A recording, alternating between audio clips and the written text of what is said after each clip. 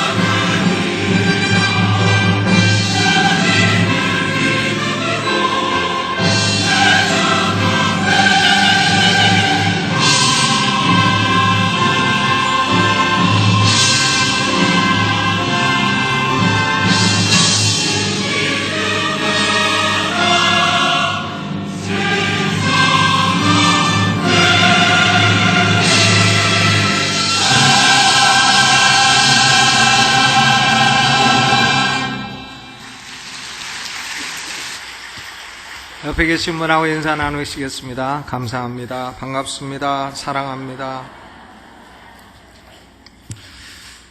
오늘은 에스겔서 17장을 중심으로 해서 하나님의 백향목이라 하는 제목으로 말씀을 나누겠습니다. 하나님의 백향목. 예수님은 부활하신 후에 엠마오로 가는 두 제자에게 나타나셨습니다. 그리고 하나님의 말씀을 설명해 주셨습니다. 누가복음 24장 27절을 보면 이에 모세와 및 모든 선지자의 글로 시작하여 모든 성경에 쓴 바 자기에 관한 것을 자세히 설명하시니라 그랬습니다. 모세의 글도 예수님에 관한 내용이 많고 선지자의 글도 예수님에 관한 내용이 많다는 거죠. 그러니까 모세의 글에도 메시아 예언이 많고 선지자의 글에도 메시아 예언이 많다 하는 얘기입니다. 오늘 우리가 읽은 본문도 언뜻 읽어서는 무슨 말인지 알 수 없습니다만은 이 선지서에 나타난 많은 메시아 예언 가운데 하나인 것입니다. 하나님은 에스겔에게 상징적인 언어로 증거하라고 하셨습니다. 에스겔 17장 2절을 보면 2절 인자야 너는 수수께끼와 비유를 이스라엘 족속에게 베풀라 그랬어요. 이 수수께끼는 참 재미가 있죠. 어렸을 때에 저는 수수께끼가 재밌었습니다.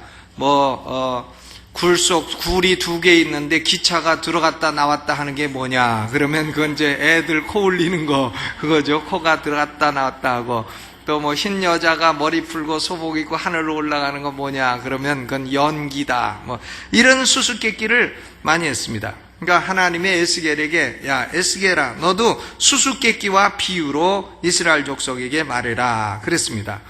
왜 하나님은 직설적인 언어로 말씀하지 아니하시고 수수께끼와 비유로 말씀하라 하셨을까? 그 이유는 숨겨야 할 자에게는 숨기시고 깨닫게 해야 할 자에게는 드러내시기 위함입니다. Conceal and reveal. 숨길 자에게 숨기고 드러낼 자에게 드러내고 그런 목적으로 비유로 말씀하시는 것입니다. 마태복음 13장 10절에 제자들이 예수께 나와 가로되 어찌하여 저희에게 비유로 말씀하시나이까 물으니까 예수님이 11절에 천국의 비밀을 아는 것이 너희에게는 허락되었으나 저희에게는 아니 되었나니 그랬습니다. 그러니까 비유로 말하면 모르는 사람은 들어도 모르는 거예요. 그런데 아는 사람은 딱 알아듣는 것입니다. 그러니까 암호 그런 거 있잖아요. 암호 군대 가면 암호를 왜 쓰냐면 아는 사람끼리 통하려고 쓰는 겁니다. 그러니까 어떤 사람이 암호 했는데 집안의 내력상 아가 발음이 안 돼 갖고 고구마인데 그만 고구미 그랬다가 죽었다는 얘기도 있잖아요. 내력상 아가 발음이 안 된다네 그 집안은. 그래가지고 죽으면서 이 사람이 김진기 이러면서 죽었다는 얘기가 있어요. 고구마가 아니고 감장가. 근데 감장가를 모두 다 안 돼가지고 김진기라 했다는 얘기가 있습니다. 여러분 이 비유나 수수께끼나 이것은 통하는 사람끼리는 통하고 안 통할 사람은 안 통하기 위해서 말씀을 하시는 것입니다. 에스겔서 17장의 수수께끼는 대단히 어려운 듯이 보입니다만은 하나님께서 마음이 급하셨는지 해설을 다 해주셨어요. 그래서 그 의미를 분명하게 알 수가 있습니다. 이 에스겔 17장의 수수께끼를 제대로 알기 위해서는 우리는 역사적인 사건을 다시 한번 기억을 해야 됩니다. 바벨론 왕인 느부갓네살은 유다를 3차에 걸쳐서 침공했습니다. 주전 605년에 여호야김이 왕일 때에 1차 침공을 해가지고 다니엘과 젊은이들을 포로로 잡아갔습니다. 그런데 여호야김은 폐위되지 아니했어요. 여호야김은 바벨론 왕의 속국 노릇을 제대로 해야 되는데 그만 배반하고 말았습니다. 그래서 주전 598년에 느부갓네살이 2차로 침공을 했어요. 여호야김 다음에 세워진 여호야긴을 사로잡아갔습니다. 그리고 1만 명 이상 유다의 높은 지위에 있는 사람들을 다 포로로 잡아갔습니다. 쓸만한 사람 다 잡아가고 유다에는 그저 천민만 남겨두고 이렇게 했습니다. 이때에 에스겔도 포로가 되었습니다. 에스겔은 주전 598년 포로가 돼서 5년 뒤인 주전 593년에 예언을 시작하고 22년 동안 예언 사역을 했습니다. 그런데 바벨론 왕 느부갓네살은 여호야긴을 바벨론으로 사로잡아가고 여호야긴의 작은아버지 숙부인 시드기야를 왕으로 세웠습니다. 그런데 이 시드기야는 바벨론의 속국이 되어서 조공을 잘 들이면 살 수 있는 것인데 그만 바벨론을 반역해버렸어요. 왜냐하면 애굽이 있었기 때문에요. 애굽과 동맹을 맺고 애굽의 도움을 청해서 바벨론으로 해방되려고 하다가 그만 바벨론 왕 느부갓네살이 언약을 배반한 이 시드기야를 다시 침공해서 주전 587년 3차 침공을 해서 예루살렘은 완전히 멸망당하고 시드기야 왕은 두 눈을 뜨고 있을 때 아들이 죽는 것을 보아야 됐고 아들 죽은 다음에는 두 눈을 뽑혔습니다. 두 눈 뽑힌 채로 끌려가다가 그만 죽고 말았습니다. 여기 에스겔서 17장에는 2차와 3차 침공 때 사건들이 수수께끼로 하나님이 말씀하셨어요. 두 독수리와 포도나무와 백향목의 비유인 것입니다. 두 독수리와 포도나무와 백향목. 3절을 보시죠. 17장 3절. 이르시기를 주 여호와의 말씀에, 이거 사람 말이 아니라는 거예요. 주 여호와의 말씀이라는 겁니다. 채색이 구비하고 날개가 크고 깃이 길고 털이 숱한 큰 독수리가 레바논에 이르러 백향목 높은 가지를 취하되 그 연한 가지 끝을 꺾어가지고 장사하는 땅에 이르러 상고의 성읍에 두었다 그랬어요. 여러분, 채색이 구비하고 막 독수리가 알록달록해요. 알록달록하고 날개도 크고 깃도 길고 털이 숱하고 큰 독수리예요. 이게 누구냐면 바벨론 왕 느부갓네살이에요. 너가 아버지 간네살이다. 느부갓네살이 레바논의 백향목 높은 가지를 취하였다 그랬습니다. 여러분, 레바논의 백향목은요, 이것이 뭐냐면 성전을 지은 나무예요. 그리고 유다의 왕궁을 지은 나무입니다. 그러니까 레바논의 백향목이라 하면 이것은 뭘 말하냐면 유다의 왕가를 말하는 거예요. 유다의 왕가는 누구냐? 다윗의 가문인 것입니다. 그러니까 레바논의 백향목은 다윗의 가문이에요. 이 다윗의 가문에서 4절 연한 가지 끝을 꺾었다. 연한 가지는 바로 주전 598년에 포로로 끌려간 여호야긴 왕을 말하는 것입니다. 여호야긴을 포로로 잡아가지고 장사하는 땅에 이르러 상고의 성읍에 두었다. 장사하는 땅, 상고의 성읍은 바벨론이죠. 바벨론은 근본적으로 장사하는 사람이에요. 상업국가입니다. 그러니까 바벨론 왕 느부갓네살이 유다 다윗의 가문 중에서 여호야긴을 포로로 잡아가지고 바벨론으로 포로로 끌고 갔다. 그것이 에스겔 13장 3절로 4절의 수수께끼에 대한 해답인 것입니다. 5절에 보면 또 그 땅의 종자를 취하여 옥토에 심되 수양버들 가지처럼 큰 물가에 심더니 그것이 자라며 퍼져서 높지 아니한 포도나무 곧 굵은 가지와 가는 가지가 난 포도나무가 되어 그 가지는 독수리를 향하였고 그 뿌리는 독수리의 아래에 있었더라 그랬어요. 바벨론 왕 느부갓네살은 여호야긴을 포로로 잡아가면서 유다 땅에는 그 땅의 종자인 시드기야를 왕으로 세웠습니다. 시드기야가 포도나무예요. 유다 나라의 왕이 되었습니다. 그런데 이 포도나무는 시드기야 왕은 바벨론 큰 독수리 밑에 있어야 됩니다. 밑에 있어야 돼요. 속국 노릇을 해야 되는 거예요. 그것이 하나님이 정하신 겁니다. 하나님이 유다의 죄로 인하여 형벌로 내리신 거예요. 순순히 받아야 되는 겁니다. 속국 노릇을 하면서 포도나무는 열매를 많이 맺어가지고요, 8절에 보니까 그 포도나무를 큰 물가 옥토에 심은 것은 가지를 내고 열매를 맺어서 아름다운 포도나무를 이루게 하려 하였습니다. 그러니까 포도나무를 열매를 내가지고 그 열매를 가지고 바벨론에 조공을 드려야 되는 겁니다. 시드기야를 바벨론의 속국의 왕으로 세우고 조공을 바치라 하였습니다. 그런데 7절에 보니까 독수리가 또 한 마리가 나오네요. 또 날개가 크고 털이 많은 큰 독수리 하나가 있었는데, 근데 이 독수리는 알록달록하지 않습니다. 채색이 구비하지 않았어요. 이 독수리가 뭐냐면 애굽입니다. 애굽. 그 포도나무가 이 독수리에게 물을 받으려고, 애굽의 도움을 얻으려고 그 심긴 두둑에서 그를 향하여 뿌리가 바라고 가지를 펴졌도다. 시드기야 왕이 바벨론 느부갓네살의 조공을 바쳐야 되는데 그만 배반하고 애굽의 도움을 청했다 이겁니다. 그러니까 애굽을 향해서 뿌리를 바라고 물을 얻으려고 가지를 폈다. 그러니까 바벨론 왕 느부갓네살이 화가 났어요. 9절에 보니까 너는 이르기를 주 여호와의 말씀에 그 나무가 능히 번성하겠느냐? 이 독수리가 어찌 그 뿌리를 빼고 실과를 따며 그 나무로 시들지 시들게 하지 아니하겠으며 그 연한 잎사귀로 마르게 하지 아니하겠느냐. 많은 백성이나 강한 팔이 아니라도 그 뿌리를 뽑으리라. 그러니까 느부갓네살이요, 언약을 배반한 시드기야를 뿌리째 뽑아버리겠다는 거야. 두 눈 다 뽑고 포로로 끌고 와서 죽이겠다는 겁니다. 10절, 볼지어다 그것이 심겼으나 번성하겠느냐. 동풍이 부딪힐 때에 아주 마르지 아니하겠느냐. 그 자라던 두둑에서 마르리라 하셨다 하라 그랬어요. 이스라엘은 동풍도 있고 서풍도 있는데, 서풍은 바다에서 부는 바람에, 지중해에서 부는 아주 좋은 바람이에요.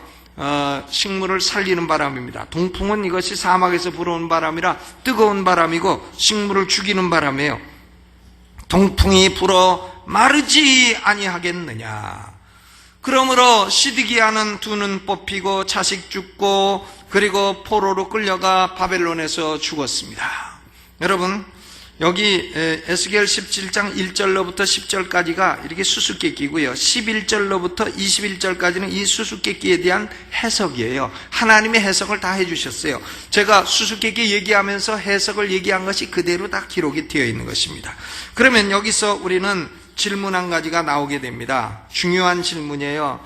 시드기야는 두 눈 뽑히고 바벨론의 포로로 끌려가 버렸으면 이제 다윗 왕가는 망해버린 거냐? 이 질문이죠. 다윗의 가문은 영원히 망해버린 것이냐? 사무엘하 7장 16절에 하나님이 다윗과 언약을 맺으셨습니다. 네 집과 네 나라가 내 앞에서 영원히 보존되고 네 위가 영원히 견고하리라. 다윗아, 네 나라가 영원히 보존되고 너의 왕위가 영원히 견고하리라. 하나님이 다윗하고 언약을 이렇게 맺어 놓으시고 시드기야의 사망으로 다윗 왕가가 끝나버렸으니 하나님은 다윗과 맺은 언약을 어기시는 하나님이신가? 이런 질문이 나오게 되는 것입니다. 오늘 우리가 읽은 22절로 24절은 이 질문에 대한 하나님의 대답입니다. 먼저 22절을 읽어보시죠. 22절 시작. 나 주 여호와가 말하노라. 내가 또 백향목 꼭대기에서 높은 가지를 취하여 심으리라. 내가 그 높은 세 가지 끝에서 연한 가지를 꺾고 높고 빼어난 산에 심되 이스라엘 높은 산에 심으리라. 하나님이 이스라엘 높은 산에 백향목 연한 가지를 심으시겠다는 거예요. 백향목 가지가 완전히 없어진 것이 아니라 백향목 연한 가지, 약한 가지를 이스라엘 높고 빼어난 산에 심으시겠다. 플랜팅, 심으시겠다는 겁니다. 얼른 보면 이것은 큰 독수리인 느부갓네살과 동일한 행동을 하는 것처럼 보입니다.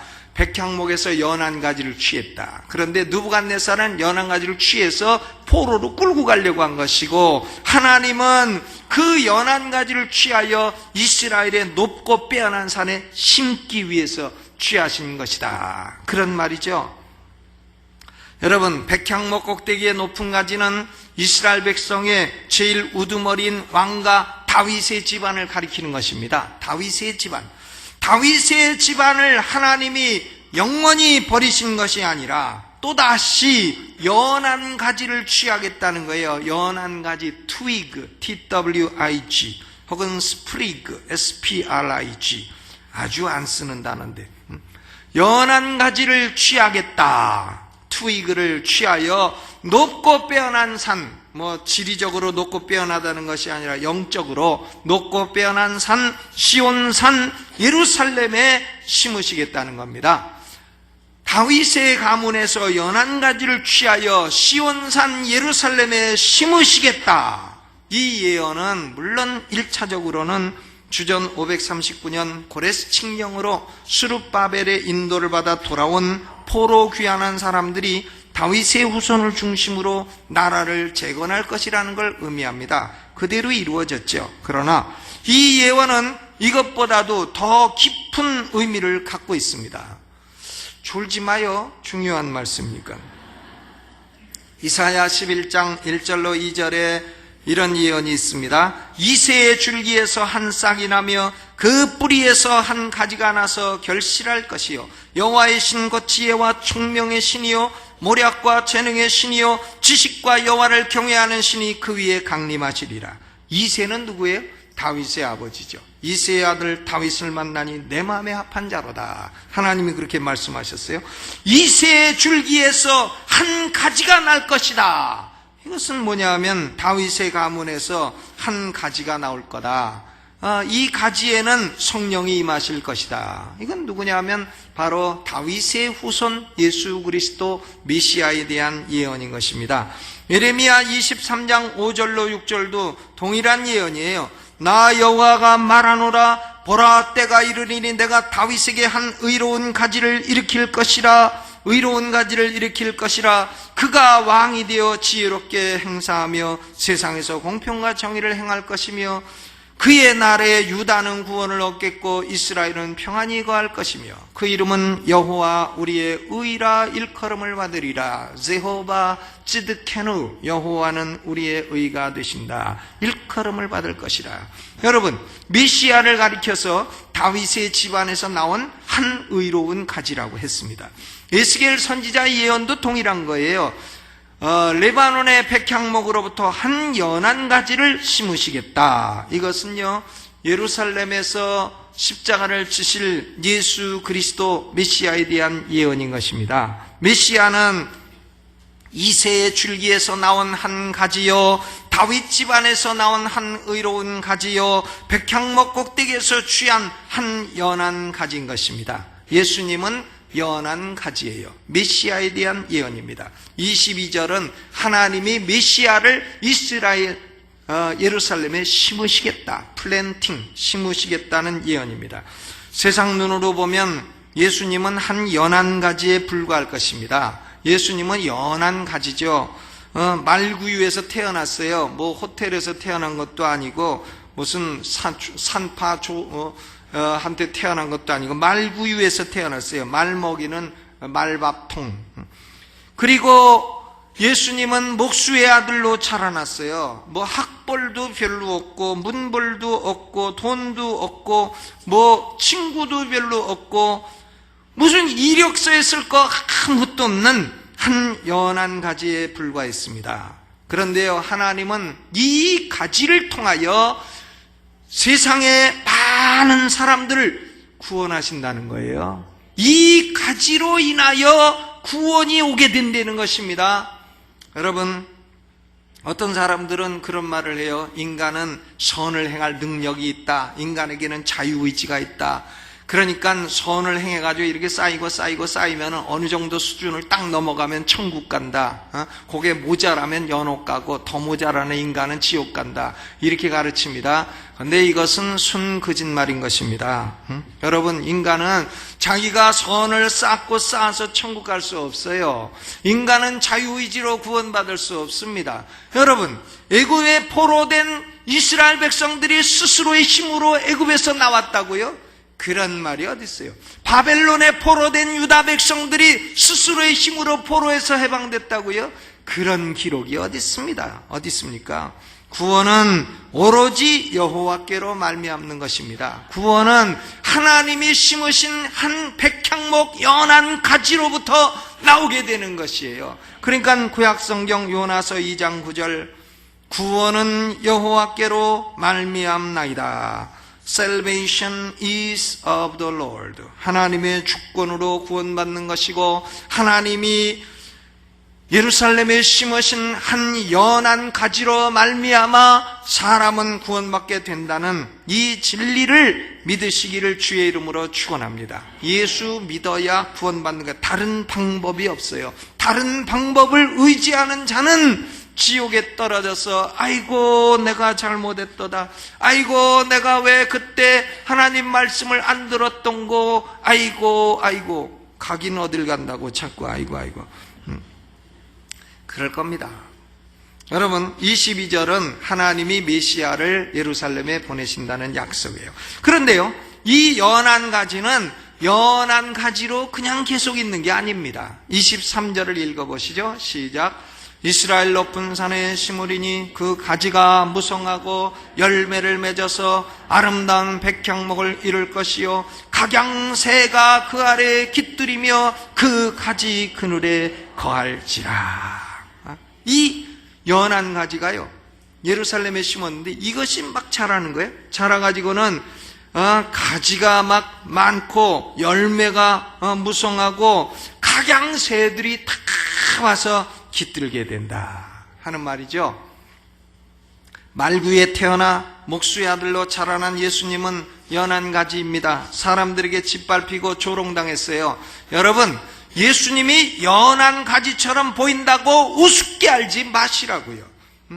예수님은 연한 가지이지만은 그러나 사람들이 침뱉고 때리고 모욕하고 결국은 십자가에 못 박아 죽게 하셨습니다만은 3일 만에 죽은 자 가운데서 다시 살아나셔서 사망을 이기시는 능력이 있음을 보여주셨어요. 여러분, 사람의 능력이 아무리 많아도 사망을 이기는 능력이 어디 있습니까? 사람이요. 죽었다 다시 자기 힘으로 살아나는 분 계십니까? 예수 그리스도 밖에는 없는 거예요. 사망을 이기신 능력으로 하나님의 아들이시여 참된 메시아이심을 입증하셨습니다. 그리고 죽은 자 가운데 살아나신 것이 신화도 아니고 거짓말도 아니라는 걸 수많은 사람들에게 보여주셨어요. 40일 동안이나 보아라 보아라 만져보아라. 그리고는 40일 후에 승천하시어 하나님 보좌 우편에 앉으시고 그리고 약속하신 대로 보혜사 성령을 세상에 보내서 예수 믿는 사람들이 성령을 받게 하신 겁니다. 우리가 성령 받은 것은 이 연한 가지가 희생을 함으로 받게 된 것입니다. 그런데요, 오순절날 성령 받은 제자들은 설교를 했더니 하루 3,000명이 회개하고 돌아와, 그 다음날 2,000명이 회개하고 돌아와, 이틀 만에 교회가 5,000명으로 부흥됐어요. 대역사를 경험하고 예루살렘으로부터 시작된 복음은 소아시아를 지나서 그리고 유럽을 건너서 또 신대륙으로 와서 미국 땅 아메리카 대륙에서 동남아시아로 와서 대한민국 이르게 되고 대한민국에서 이제는 중국으로 또 인도로 카자흐스탄, 키르기즈스탄 무슨 탄자 들어가는 나라 그런 나라들로 다 가게 되고 이방인들이 대규모로 예수 믿고 하나님의 자녀가 되었습니다. 연한 가지가 성장을 해가지고 아름답고 큰 백향목이 되었습니다. 처음에는 연한 가지였는데 이것이 splendid and goodly cedar, 아름답고 큰 백향목이 되었어요. 가지가 무성한 나무가 되었고 수많은 열매를 맺게 되었고 많은 새들이 날라오게 되었습니다. 새들 중에는 흰 새도 있고 검은 새도 있고 노란 새도 있고 백인도 있고 흑인도 있고 황인종도 있고 다 날라와서 백향목 가지에 거하게 되었도다. 새가 날아든다, 온갖 찹새가 날아든다.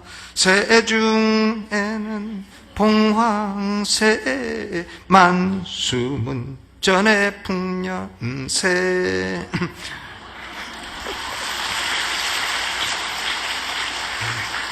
하나님 말씀 들을 때는 다 좋으시다가 노래만 하면 박수 쳐요. 그래? 여러분, 새가 날라듭니다. 큰 백향목에 새가 막 날라들어가지고 수많은 이방인들이 다 예수 그리스도의 가지 그늘 아래 거하게 되었습니다. 얼마나 놀라워요. 하나님이 이 작은 가지가, 연한 가지가 큰 백향목이 되도록 프로그레스 발전을 주셨다. 그러니까 22절은 플랜팅이고 23절은 프로그레스예요. 마태복음 13장 31절로 32절에도 예수님은 천국을 겨자씨 비유로 말씀하셨습니다. 천국은 마치 사람이 자기 밭에 갖다 심은 겨자씨 하나를 같으니 이는 모든 씨보다 작은 것이로되 자란 후에는 나물보다 커서 나무가 되매. 참, 성경은 나물보다 커서 나무가 되매. 나물은 조그맣잖아요. 콩나물 조그매요. 근데 나무가 되매 공중의 새들이 그 가지에 깃들이느니라. 여러분, 하나님의 교회는 약하고 작게 시작됩니다. 예수님과 12제자. 12제자 참 보면 세리하던 사람, 어부하던 사람, 직업도 정말 이력서 쓸 거 별로 없는 사람들이에요. 그런데 나중에는 창대하여 수많은 이방인을 포함하는 위대한 하나님의 교회의 큰 백향목이 된 것입니다. 여러분, 이 세상에요, 어리석은 사람들은 교회를 멸시하고 예수님 멸시해요. 그리고 교회를 핍박합니다. 근데 교회를 핍박하는 사람은요, 제가 말씀드리죠, 일찍 죽어요. 일찍 죽습니다. 옛날 유세비우스라는 사람이 교회사라는 책을 썼어요. 에클레지에스티컬 히스토리. 근데 이 유세비우스가 그 책을 쓴 목적은요, 로마 황제 가운데 교회를 핍박한 황제치고 일찍 안 죽은 황제가 없다, 그걸 증명하려고 쓴 겁니다. 다 일찍 죽어버려요. 교회를 핍박해요. 연한 가지 욕을 꺾어버리까. 근데 꺾이기는커녕 저가 꺾이더라, 이것입니다. 그러니까 우리는, 하나님의 교회는 세상에서 멸시를 받고 핍박을 받을 때라도 우리는 확신할 수 있습니다. 하나님의 교회는 연한 가지처럼 시작이 되지만 크고 아름다운 백향목이 될 것이다. 우리 성도들의 비전은요, 그러므로 적극적이에요. 적극적. 저는 세상 신문을 보면 다 비관적이에요. 다 뭐가 안 됐다, 뭐가 잘못됐다, 뭐가 나쁘다. 그런데 하나님 말씀을 보면 다 긍정적이야. 우리는 연한 가지라도 크고 아름다운 백향목이 될 것이다. 아멘. 여러분, 우리 성도 개개인도요, 나는 왜 이렇게 연약한 연한 가지인가. 조금만 피곤해도 눈이 붓네, 눈이. 이게 찌그러져가지고 눈이 부었어요. 근데 그래도요, 나는 크고 아름다운 백향목이 될 것이다. 아멘. 따라서 해보세요. 나는 아름다운 백향목이다. 네, 이 백향목은요, 벌써 색깔도 희고 냄새도 좋고 이름도 좋아. 백향목. 그러니까 나는, 내가 만약에 백씨라면 딸을 낳으면 향목이라고 지을 건데, 백향목이, 하나님의 백향목이.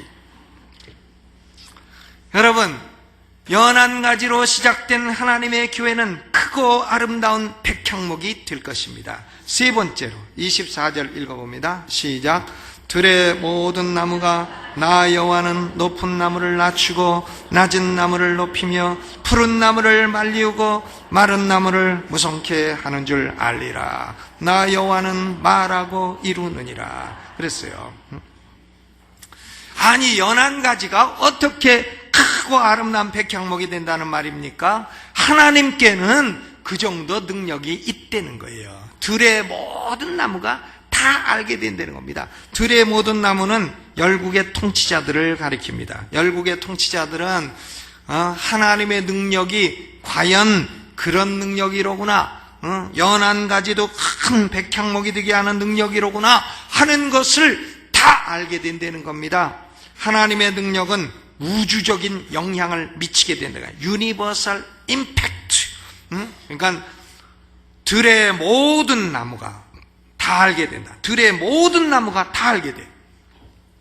아, 저 연한 가지가 큰 백향목이 되었네. 들의 모든 나무가 다 알게 돼요.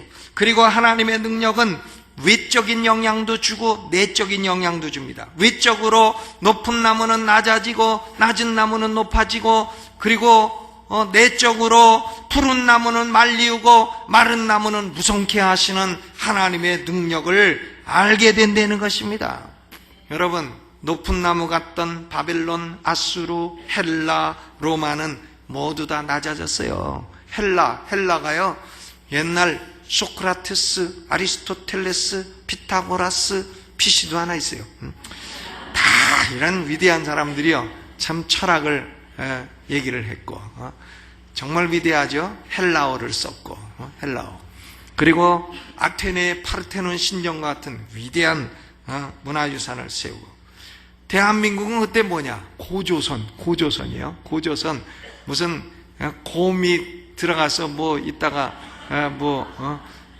끈질기게 있다가 무슨 사람이 됐다, 이런 썰화, 이런 것만 만들어내고 그러던 고조선이란 말이에요. 고조선.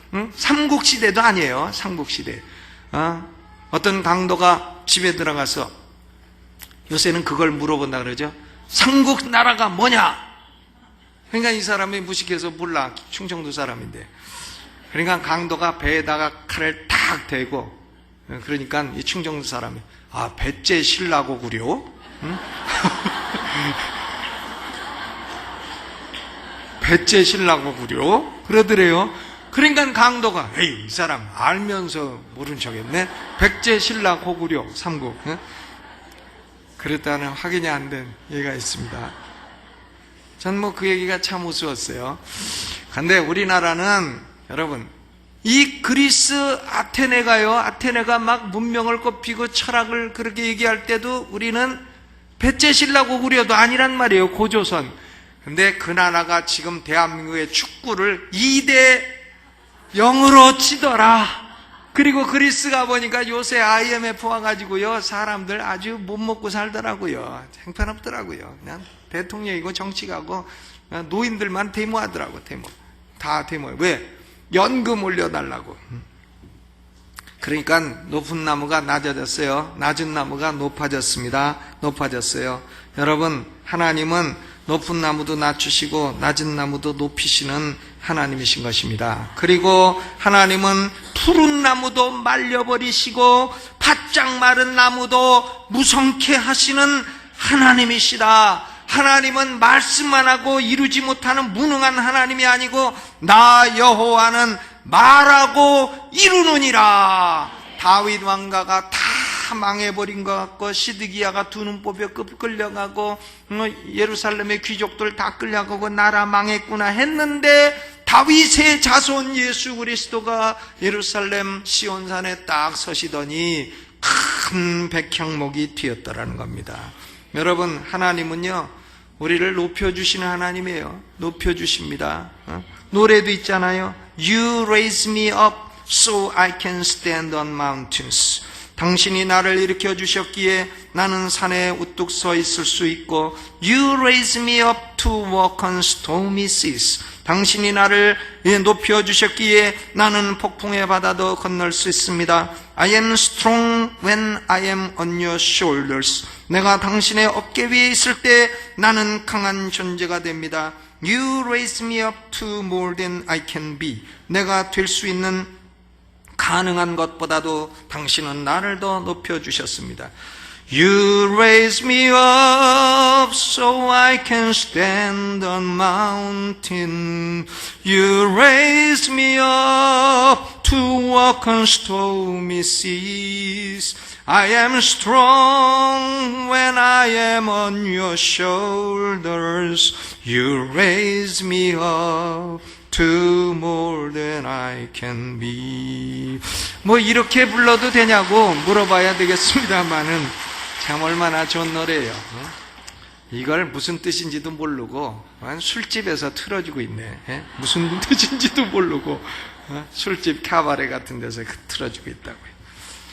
여러분, 하나님은 높은 나무도 낮추시고 마른 나무도 살찌우시는 하나님이십니다. 오늘 이 말씀을 가지고 우리 인생에 저는 두 가지 질문을 던지고 마치려 합니다.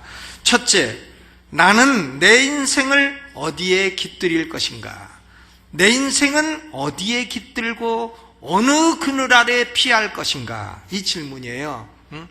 시드기야 왕은 애굽의 그늘 아래 피하려 했습니다. 애굽은 세상을 의미하죠. 세상의 재물과 권력과 쾌락을 의미합니다. 그런데요, 세상의 재물, 좋은 거죠. 재물 나쁘다는 사람은 돈 사람 아니면 없을 거예요.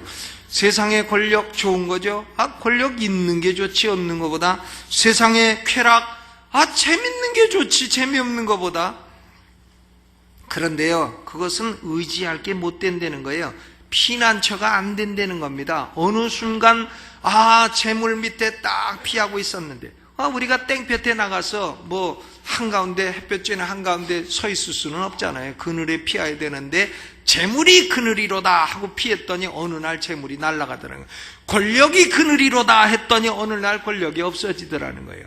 또 쾌락이 그늘이로다 했더니 아이고 나이 먹어가니까 쾌락도 뭐 아무 별 볼 일도 없어졌네요. 그러니까 이런 것들은 결국은 참된 그늘이 못 된다는 것입니다. 근데 오늘 본문 23절 후반에 보니까 각양새가 그 아래에 깃들이며 그 가지 그늘에 거할지라. 어디 거하라고요? 백향목 가지 그늘에 거하라는 거예요. 예수 그리스도의 그늘 아래에 거하는 사람은 멸망과 지옥의 형벌에서 해방되고 참 자유와 기쁨과 영원한 안전을 누리게 되고 현세도 잘 되고 내세도 잘 될 줄로 믿습니다. 인생이요, 현세만 있는 게 아니에요. 현세만 있다고 생각하는 사람은 어리석은 사람, 바보예요, 바보요. 현세만 있다고요? 내세가 있는 겁니다. 내세가 진짜 세상인 것이에요. 예수 그리스도의 그늘 아래에 거하는 사람은 현세도 행복하고 내세도 영원히 행복하게 되는 것입니다. 그러니까 나는 어느 그늘 아래에 거할 건가? 애굽의 그늘 아래에 거할 건가? 아니면 백향목 가지 그늘 아래에 거할 건가? 그것은 우리 각자가 결정해야 될 문제인 것입니다. 두 번째로, 나는 낮은 나무 같고 마른 나무 같은 인생인데 내 인생에도 소망이 있을 건가? 아, 나는 어찌하여 낮은 나무 같은가? 아, 나는 어찌하여 마른 나무 같은가?